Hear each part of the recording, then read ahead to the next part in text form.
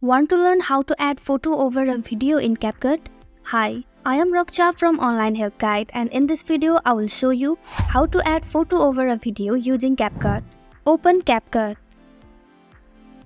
Tap on New Project. Select the video and tap on Add.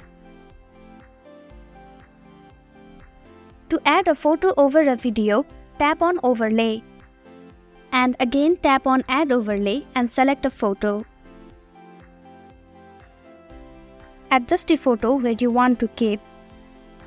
You can keep multiple photos over a video by following these steps again. Now tap on Splice and select the Darken. Now tap on the tick mark.